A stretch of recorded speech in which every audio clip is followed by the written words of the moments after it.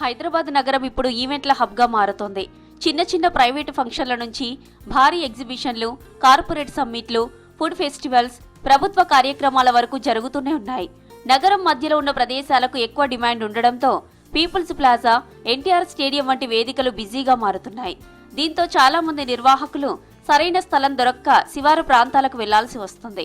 ఈ సమస్యను గుర్తించిన హెచ్ఎండిఏ నగరంలో మరో భారీ ఈవెంట్ సెంటర్ను అభివృద్ధి చేస్తోంది. ఐమాక్స్ థియేటర్ పక్కనే ఉన్న ఖాళీ స్థలాన్ని ఎంపిక చేశారు.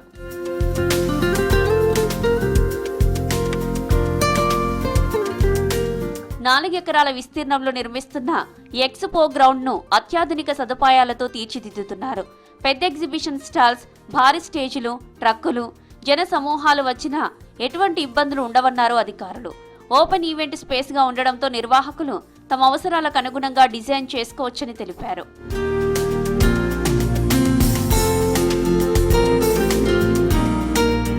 ఈ గ్రౌండ్ లో నీరు నిల్వ ఉండకుండా ప్రణాళిక రూపొందించారు అధికారులు.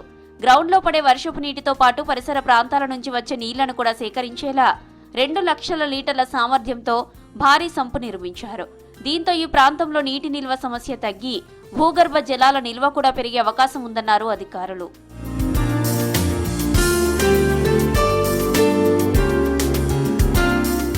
ప్రాంగణం చుట్టూ 200 మీటర్ల పొడవున గ్రిల్ ఫెన్సింగ్ ఏర్పాటు చేస్తున్నారు. 4 గేట్ల ద్వారా ప్రవేశాలు కల్పిస్తూ అత్యవసర పరిస్థితుల్లో సులభంగా రాకపోకలు జరిగేలా ప్లాన్ చేశారు. ఫుట్పాత్లు, పార్కింగ్ స్థలాలు, గ్రీనరీ, లైటింగ్ సదుపాయాలు అన్నీ కలిపి ఈవెంట్ హబ్ గా తీర్చిదిద్దుతున్నారు.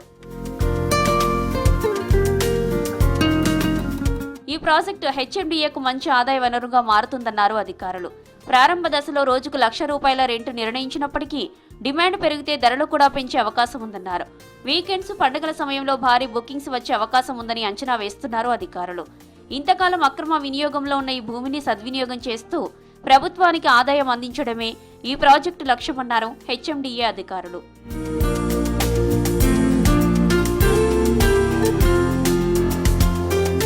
హుస్సేన్ సాగర్ తీరంలో హెచ్ఎండిఏ ఎక్స్పో గ్రౌండ్ అందుబాటులోకి వస్తే హైదరాబాద్ నగరానికి మరో ఈవెంట్ హబ్ సిద్ధమైనట్టే అన్నారు అధికారులు. భవిష్యత్తులో అంతర్జాతీయ స్థాయి ఈవెంట్లు కూడా ఇక్కడ నిర్వహించే అవకాశం ఉందన్నారు.